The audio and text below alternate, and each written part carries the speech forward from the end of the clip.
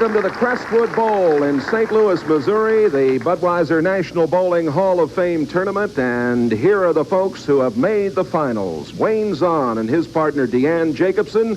And they'll be going up against Hall of Famer Pat Costello and little Joe DeFelice in the opening match. And the winner of that match meets Betty Morris and Doug Hawkins.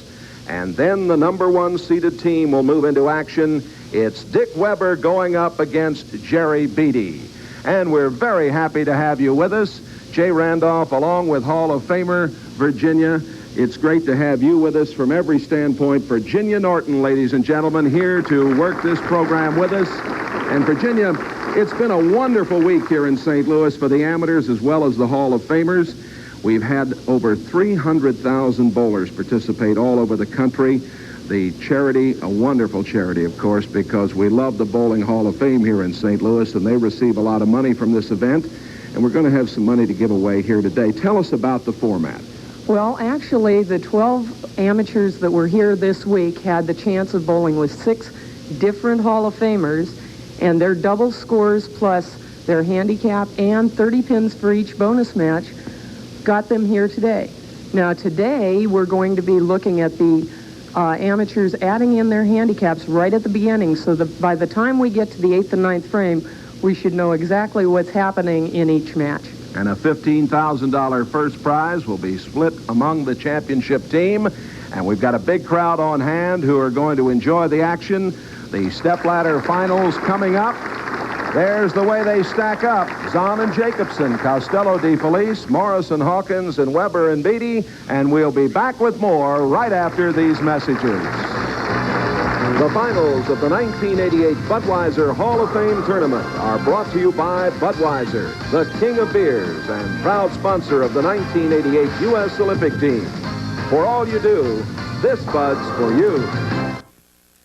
Our first match featured Wayne Zahn and Deanne Jacobson against Pat Costello and Joe DeFelice, and we'll pick up the action in the 10th frame. So Costello and DeFelice are in pretty good shape. They're still up by about 40 pins. Yep. So going into the last frame, yeah, something could happen, but under the circumstances, you kind of doubt that something that severe would happen. Again, in looking at the scores, we added the handicaps for each of the amateur bowlers in on the first frame, so that instead of trying to figure out what was happening at the end of the game, you see exactly what's happening at this point. Costello looking over at the scoreboard. DeFelice looking down at a 1-3-6 lead. And he made it. He's been something special here in this opening match. He certainly has. His game score is going to look somewhere in the 250s, which means actual score, he was in the 170s. Not too bad for a 121 average bowler. And his first time on national television. Well, and what a time to do it. Yeah. He did this type of thing all week long. That's what got him here. $15,000 first prize to the winning team, $10,000 to the second place team. Hey, how about it? What a great end to a good game. Patty looking at the scoreboard, she seems to think she's in great shape now. Well, I'm sure Pat has added up that if Wayne and Deanne both were to strike out, what their scores would be compared to Joe's and her own. And she pretty well knows that it's all sewn up. So maybe she's going to try and make an adjustment either in her timing or on the lanes to try and get a little more lined up, because she has struggled a little in this first match. And she was just a teeny bit high with that and leaves a 6-pin. Pat shaking her head. Even though she enjoys it, she still doesn't like to perform badly.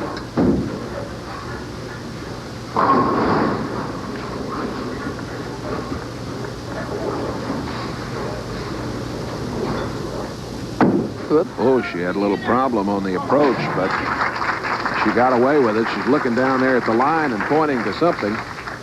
I don't know if she stuck or slipped. I don't know if you heard that. That was one exciting ball after another.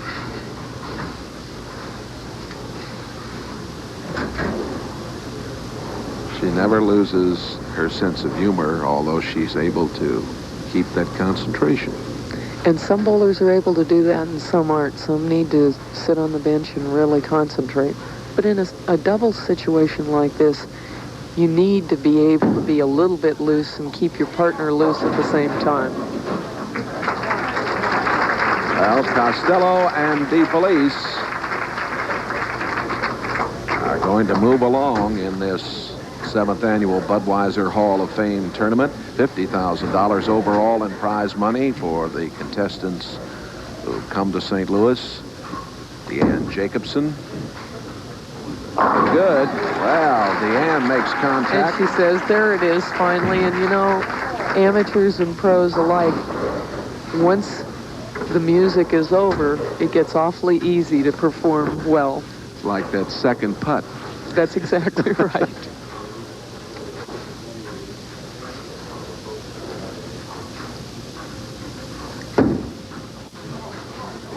Another And good look looking at this. shot. Oh, 2 in a row for Deanne and a big smile.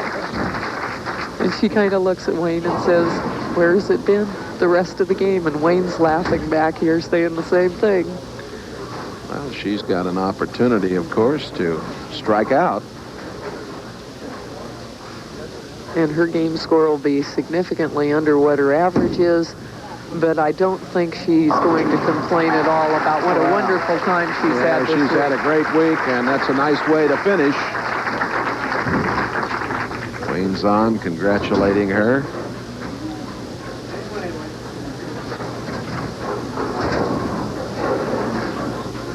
The losers here in this match Pick up a check for $4,000 that they'll be splitting, so it's $2,000 each. And a split for Wayne, who was high with that shot.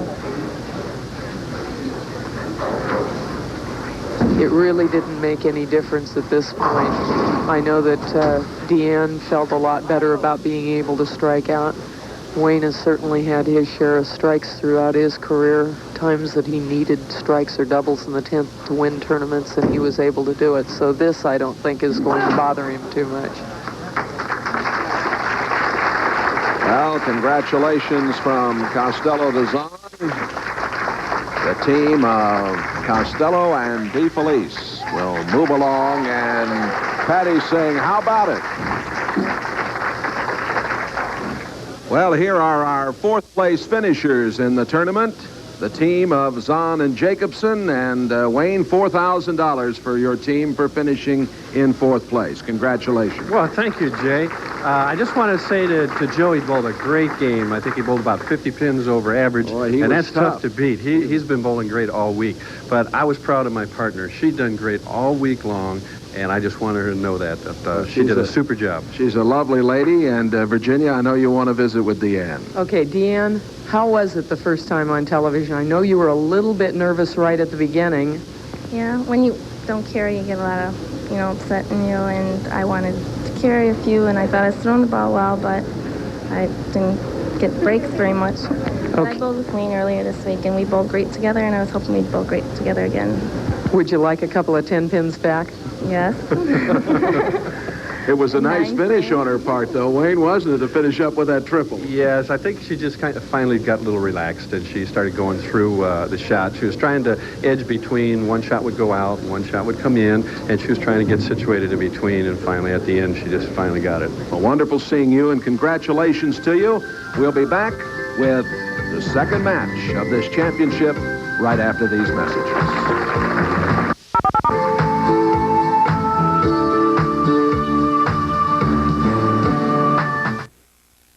Pat Costello and Joe T. Felice, who defeated Zahn and Jacobson, going against Betty Morris and Doug Hawkins. Jay Randolph along with Virginia Norton. Morris and Hawkins leading by 2 as we start the 9th frame, this second match of the Bud Hall of Fame tournament here at Crestwood Lanes in St. Louis. And I don't know if you could see it, but the concentration on his face right now. And it worked out very, very well. Very well for him, indeed. And that was a big frame for him. He took a lot of time, stayed down with this shot a lot better than some of the other shots that have been a little errant. Beautiful pocket hit. Doug Hawkins and Betty Morris. Betty working on a strike in the 8th frame. They can take a 12-pin lead if she can double here in the 9th. A little wide. That didn't get there, and she's left the 1-2-4. The winner of this match, of course, go against Dick Weber and Jerry Beattie for the $15,000 first prize. And even though we added in the handicaps at the beginning of the match, and it looked like there was a big difference, just as we mentioned, by the time you get to the 8th, 9th, maybe the 10th frame, it's now a matter of go out there and bowl scratch. And Betty got a big break that time. A little kickback there. That's not exactly the prescribed method of making the spare, but it worked. Joe DeFelice, the scoreboard. It shows you how tight this one is. Joe up in the 9th frame. Oh, And maybe a little of the nerves and a little of the pressure showing right there. he looks back at Patty and tries to smile. He was so dominating in that first match. Well, and I wouldn't necessarily count him out. He No. left a lot of multiple pin spares the first match, but was able to convert them. This, he virtually needs a strike, and it looks good. How about that? Patty says, all right. And as much kidding around and clowning around as she's doing, she knows. She's looking at the scoreboard right now. She knows if she can strike here, they can retake the lead. So we're right down to the wire in the 9th and 10th frame on this second match.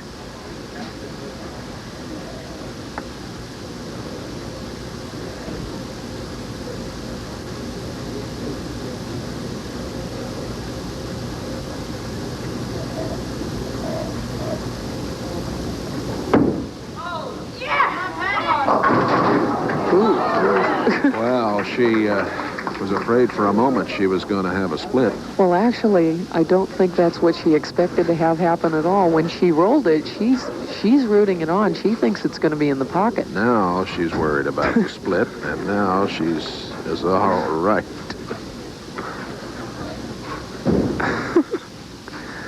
Pat, just like always, talking to the crowd.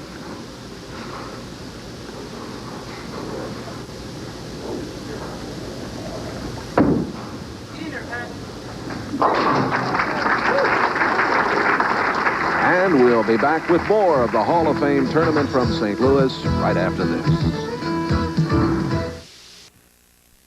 Still 2 pins separating these two teams going down into the 10th frame. And Joe and Pat will have the opportunity to finish out. So Betty and her partner Doug Hawkins will know exactly what they need to do when they get up in the 10th frame. 8-pin count on a spare, that's not bad. And a fairly easy spare. He did miss this spare in the 8th frame, however. Went a little bit wide of the head pin to the right.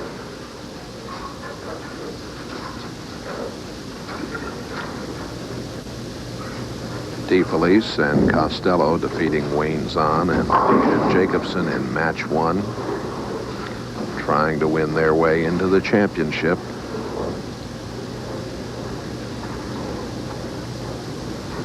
Very large and knowledgeable crowd enjoying the action here. That one looks great. He's happy. It's always nice in a doubles match when you get up there and get that mark in the 10th, or, you know, get a double in the 10th or whatever. You kind of turn around to your partner and you say, okay, my part's done. Now it's up to you. Now it's your turn.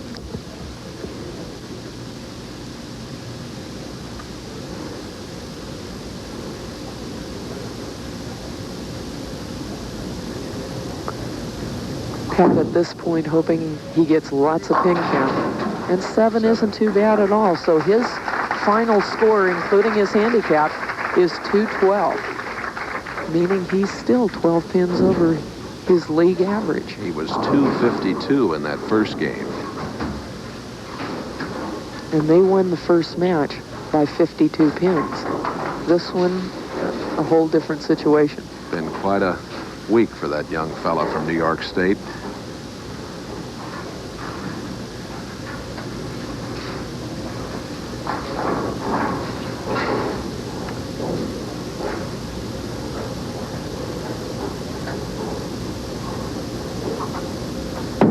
Oop. Oh, she had problems again at the release point. She sure did. I think she's lucky probably not to have fouled. It's about the third time this has happened to her, Virginia. And as you can see, she gets up to the foul line, and because she doesn't have any traction, she slips so badly, and you can see her not foul. But it took an awful lot not to go over that line. Third time that's happened to her over on lane 19. And yet, I don't see anybody else having a lot of problems, so it may just be the area that Pat's sliding in. Or it may be something in her timing that's causing her problems. Ooh. Could it be the shoes? It could be, because all of the pros carry 2 or 3 different pair of shoes, depending on whether the approaches happen to be a little slicker or a little tackier than what they're used to. And a 186 for Costello, and a total of 398 for DeFelice and Costello. Right now, Doug Hawkins knows if he can get a double right here, he can pretty well put the match on ice for he and his partner, Betty Morris. If each one just marks with good count, they will be the winners.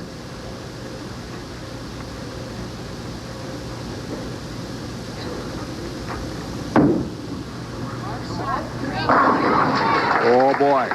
And I don't know if everybody else saw it, but Betty's reaction to that was she knew. She knew that all the pressure's off of her at this point. Morris and Hawkins move ahead in the championship match,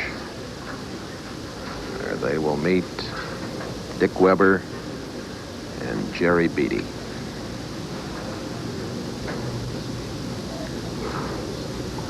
This was the winning shot for the double in the 10th frame by Doug Hawkins, so he and his partner will continue on to meet Dick Weber and Jerry Beattie for the title here at the Budweiser Hall of Fame tournament.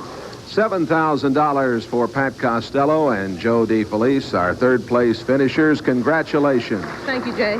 It's been a great week here, and Ray Bluth has been a great host, and the National Bowling Hall of Fame, Budweiser, what can you say? Well, it's been nice of you to come and be with us and entertain us. I have to ask you about, you had some problems over there on lane 19. Is it the shoes? Is it the approach over there? What's going on? Well, most bowlers blame the lanes and everything. I have to say it had to be my fault because it didn't happen all the time. So I was having a little timing problem in the first game, and my partner held me up. Then I felt like I had things going right, and then everything, my feet went out from under me, Jay.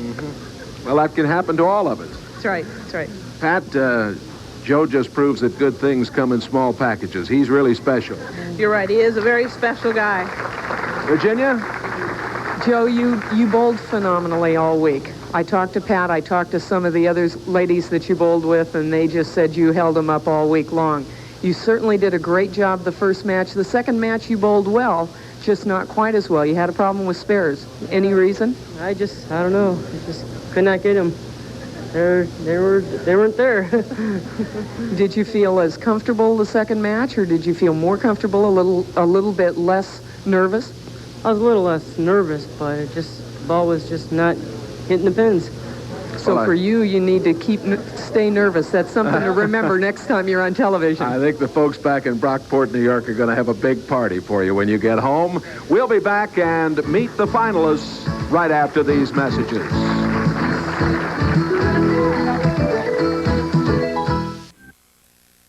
Here are the finalists who are going for the $15,000 first prize. We've got Doug Hawkins over there and Betty Morris. And, of course, right here, we have Dick Weber and his partner, Jerry Beatty. They're going for the big money this afternoon. Let me visit with you, Dick, just for a moment. You have won this event 3 consecutive years now. People are saying this is a benefit for you here. That's all right, as long as they don't call it a memorial. That's for sure, yeah. But, well, last year I bowled Betty and her partner in the finals, and luckily my partner came through. I was just hanging on to my partner, that's all.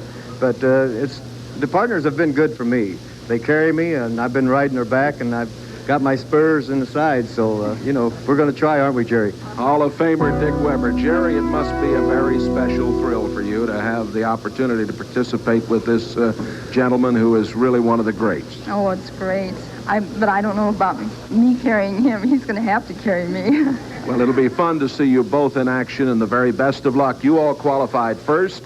And Virginia, of course, you're with the folks who have won their way to a shot at the big money, too. Okay, and first off, Betty, just as Dick mentioned, this is kind of a rematch from last year. You have any different strategy? Not really. We bowled good last year. I think my partner helped me tremendously this first game, and you know, I just think Dick's the greatest in the world, but oh no, now I won't be able to bowl. No. Everybody really, has fun here, huh? Yeah, but that was the kiss of death, I'm afraid. No. You know, this man, I'll tell you what, he's a competitor, and it doesn't matter what the score is or how he's bowling. He loves the bowl, and I think I respect that more than anything, is that he just is so good for the sport of bowling. And I think everybody agrees with that. Doug, in your bio it says that you want to be a pro bowler. Now that you've had the experience of being out here on television under the lights, what do you think? I think I want to be there. I want to do it more. And you think this would be a stepping stone if you and Betty were to be able to go all the way and win this? Yes, I think so. Betty and I have bowled twice now. We bowled yesterday together and the day before. And both times we've just really been able to inspire one another. And not only just with Betty, but with all the women and also the men pros have really been an inspiration to all of us amateurs today, or this week. Do you think it's any advantage that you're the only person bowling on the left-hand side of the lane, so your side of the lane isn't changing? Well, if we were on wood surfaces, I would have to say I would think so. But synthetic lanes like these, my experience has been that they don't break down as much, and so I think there's just about as good of a shot for everybody out there. Doug, we mentioned that earlier. You're a very sharp young man, and we wish you good luck, and we'll be back with the championship in just a moment.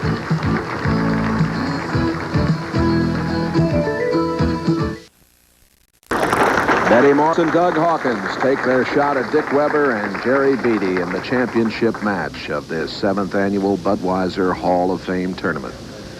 We're at the Crestwood Bowl in St. Louis, Missouri. $50,000 in prize money being given out as more than 300,000 from across the United States began participation in this tournament. They narrowed it down to the 12 amateurs who came here. Participation's up over 20% from last year's tournament. Here's Hawkins beginning on lane 19. And as we saw in the previous match, Doug is a rather volatile character. If he gets things going, you're going to see him dancing around on the lane quite a bit. Hawkins and Morris winning over Costello and DeFelice to gain the finals 429 to 398. Hawkins actually bowling a 201 game. Betty beating him by 1 pin, bowling 202.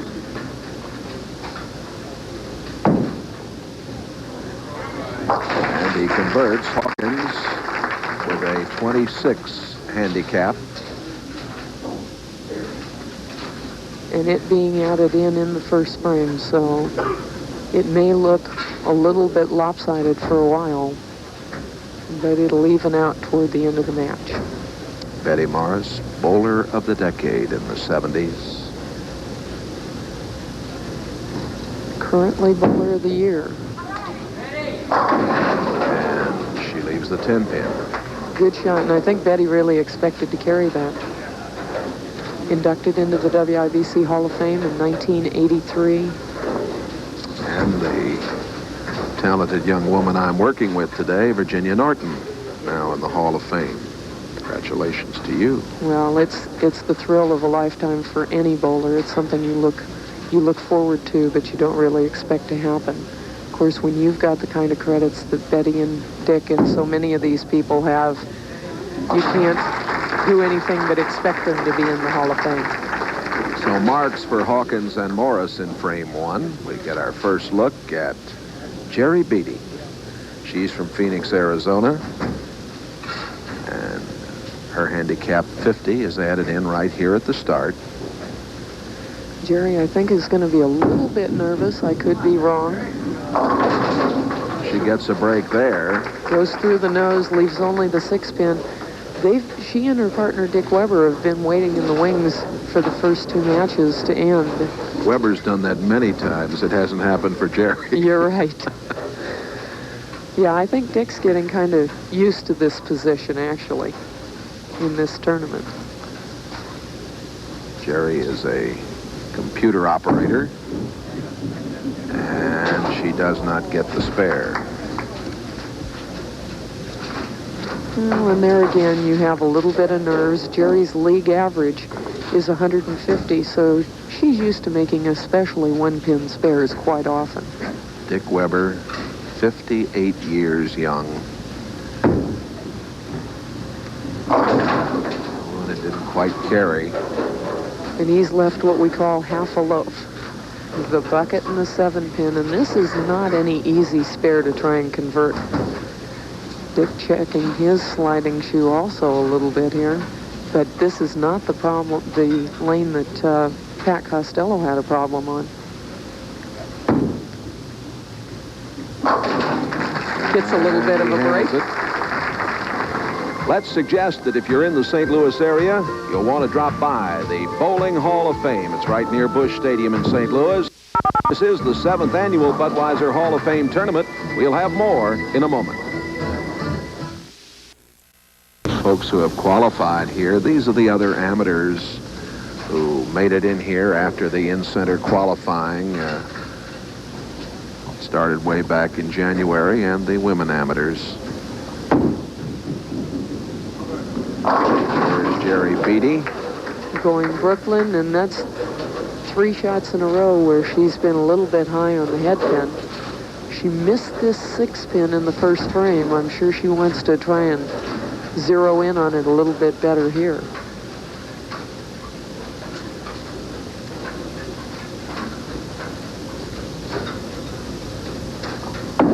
Oops. And she doesn't get it. That one definitely hung up on her hand. Weber trying to encourage her a little bit. Dick, of course, part of history. 1958, a group of fellows got together with Eddie Elias in Mountainside, New Jersey, in a motel. And out of that came the Professional Bowling Association Tour. Yes, and as Dick goes a little high and leaves the 3-6, it even goes back a little further than that, because in the Hall of Fame, it shows a score sheet Does it? from the Budweiser team. And on that team, he was also involved with Dick Weber, Tom Hennessy, and a couple of other greats from years gone by. Well, Weber has done so much, as you mentioned, for the game, and he's a great ambassador for bowling. You know, I think of bowling really as being more than a sport. It's an American heritage, and we all enjoy it. Oh, and she almost carried it. These right side spares, I think she's trying to flatten the ball out a little bit, and it may not be real comfortable to her, but it's something she's had to do this week. Let's see if she can get out of the ball a little more cleanly than she did on the 6-pin. Jerry's been bowling for 20 years. She's also the league secretary of a group called the Rolling Pins. There you go. She rolled that one pretty good. And a big smile as she walks off the approach for her teammate, Dick. One of the other wonderful things about this sport is the fact that it gives everybody an opportunity to participate. Young and old alike, people that happen to be handicapped, everybody has the chance to actively take part. And boy, we've seen a lot of singletons. And that 10-pin has been among the most easily left, let's say. Yep. Picking up another ball, I'm sure this one doesn't hook as much, and he's going to go fairly straight at the 10-pin.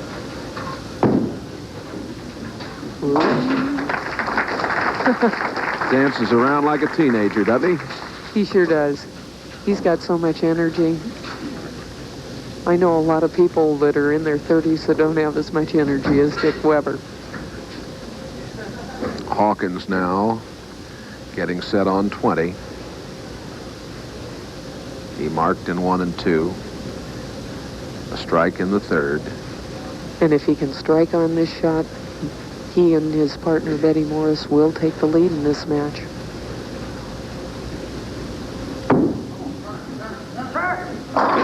And the 7-pin. And he yelled at it to turn, and it definitely turned. He just didn't get a break to carry out the corner pin.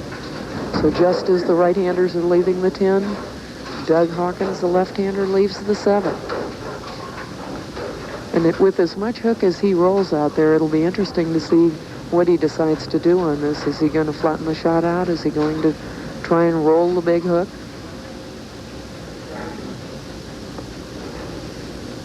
You get a good view of it here as he starts way to the right. Oh. He took some off of it. He didn't take everything off of it.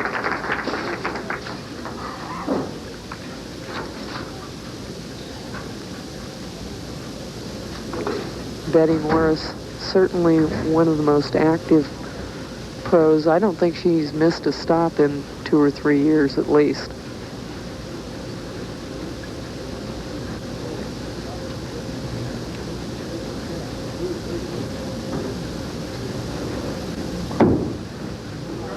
Good shot. A strike for Morris in the 4th. Her first strike of this match. Morris and Hawkins looking up at that scoreboard. And this time we get to see a little bit better carry. She's so sure of it. Look at the look on her face. I think she would have stared the 10-pin down had it not fallen that time. Doug Hawkins, 174 average, has definitely been working on his game. He wants to turn pro. Well, he doesn't get the 7. He almost got the gutter over there. That was right on the edge, wasn't it? It was right on the edge, but so often you see the left-handers doing that very thing. You've seen the men and women alike playing right out there next to the channel. My old partner, Earl Anthony, boy, he could bring him down that edge. He was here this week, along with Bo Burton and many other of the Hall of Famers.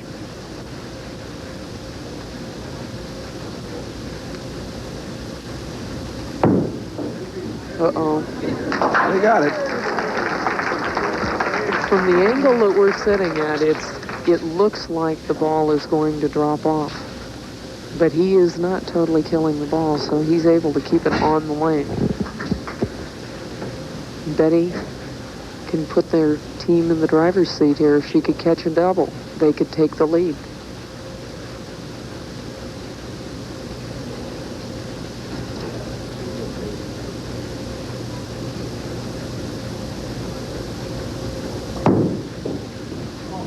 That's going to be short. She leaves a 1-2-4-7. And she's definitely having a problem on the left-hand lane now. Early in the telecast, the left-hand lane appeared to be hooking quite a bit more. Now, either she's made the adjustment or the lanes have changed a little bit. Weber and Beattie talking things over.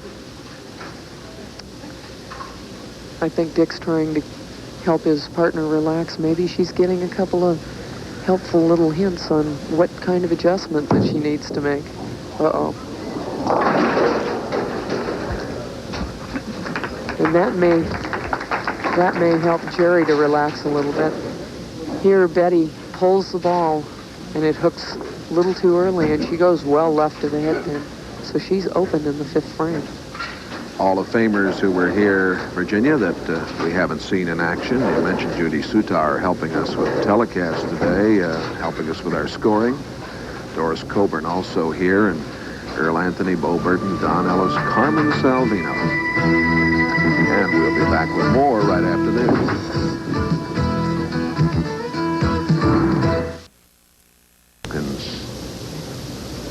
Listening to the conversation between Morris and Beatty, and now he's ready.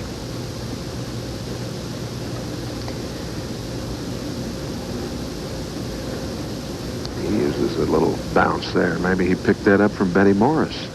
It's very possible. Didn't notice him doing that earlier. Whoops. Oh, boy. He's all the way over to lane 21 when those went down. I was afraid he was going to come over and get caught in the cables over here to the right. Look at him here. Oh, he likes this one. Yeah, and there he goes.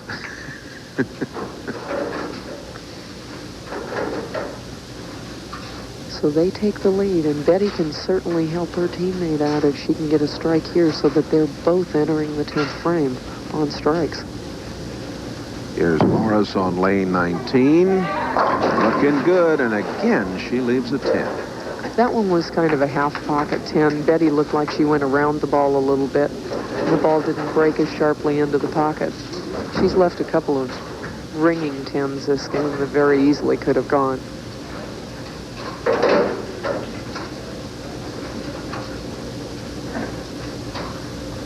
Betty is a newlywed this year. She and her husband, Dave Davenport, got married late last year in December.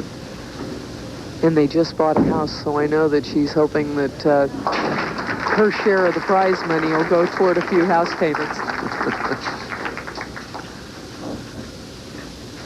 Morris with a score of 141 through 8.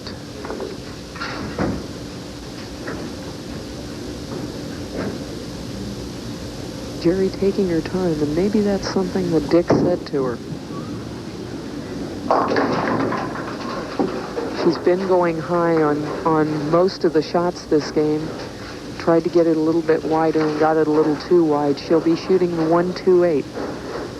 And the best way to shoot this is to go left of the head pin, but we've seen it converted in a variety of manners today.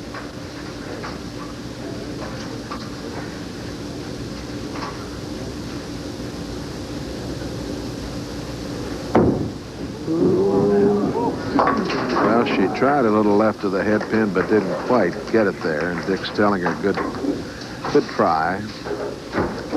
And here's where your doubles partner comes in, Dick, working on a strike in the 8th frame. Can get them back in the match. They're down by 15. Strike here puts them down by just 5 going into the 10th frame. That's better. And Dick liked that one. Well, he's been under this kind of pressure many, many times, and he comes through here when he had to. Jerry up real quickly.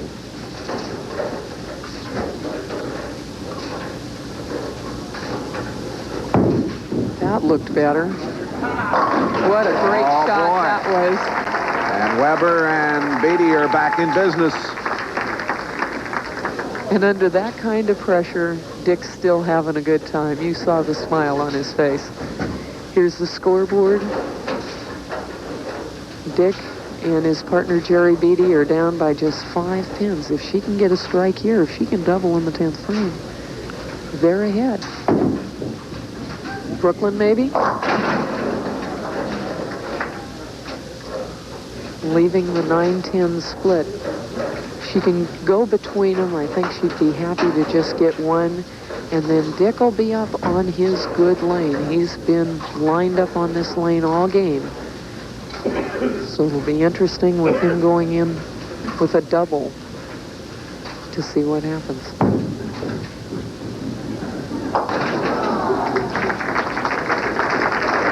Jerry Beatty, nice round of applause. He's very appreciative. Crowd on hand here at the Crestwood Bowl. And her final score, including her 50-pin handicap, 176.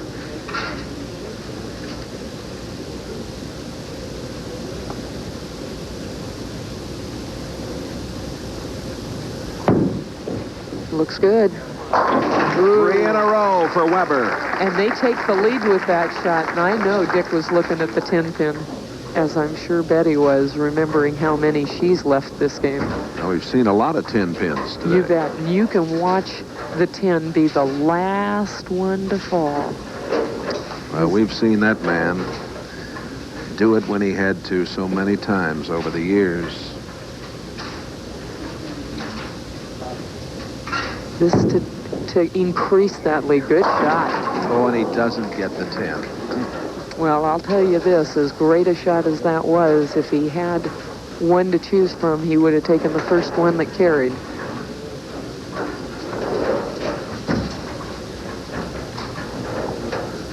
Everybody's glancing at that board right now. Figuring exactly where they are.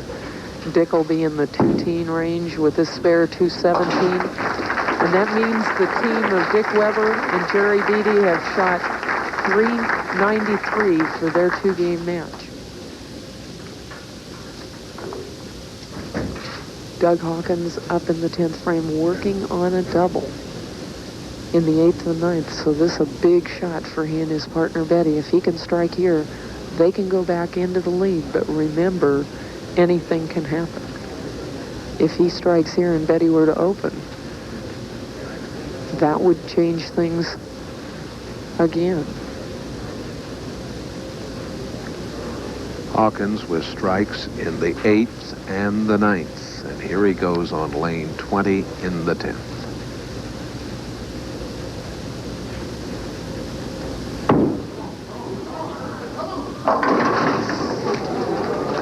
And he and Betty both pleased at the result of that. He got a little slow with the shot, cut it a little short. It went through the nose, but he's only faced with shooting the 610 instead of something much more wide open. Like the 7, 9, 10. Mm-hmm.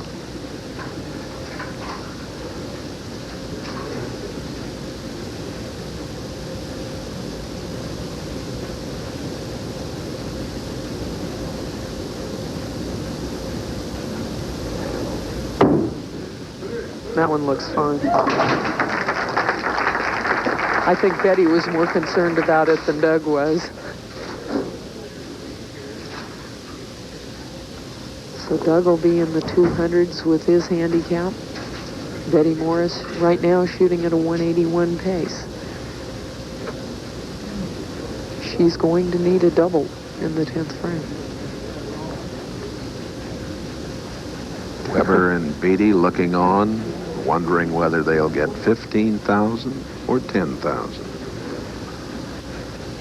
Nevertheless, with everything that's happened this week and the wonderful way that everyone's been treated, it's been a great week. Oh, yes. They've had a great time, both the pros and the amateurs. Hawkins, 207 the total. And it's all up to Betty, and I can't tell you how many times she's been in this position. Needing a double in the 10th frame to win a title. And more times than not, she's come through.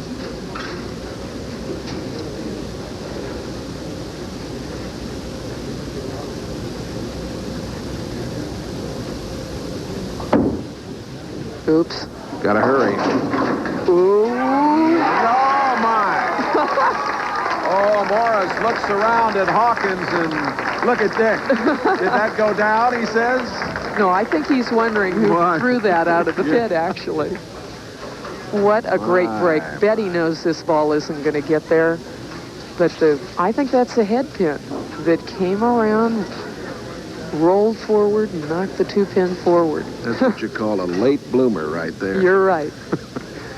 Big shot here for Betty Moore. She knows she got a big break. She needs this one.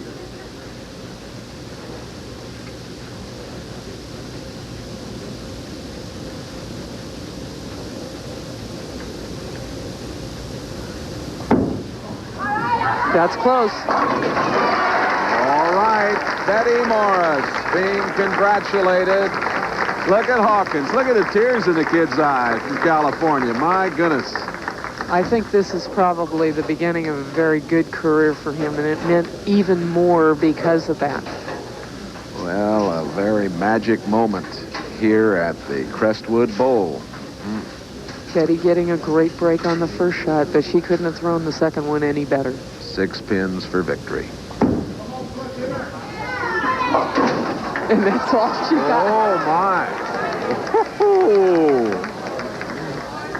Now Weber's rechecking the scoreboard. And they win, by one pin. By 1 pin. And look at Hawkins. he congratulated her once before, but my, oh, my. So it is Betty Morris and Doug Hawkins who win the 7th annual Budweiser Hall of Fame tournament by 1 pin.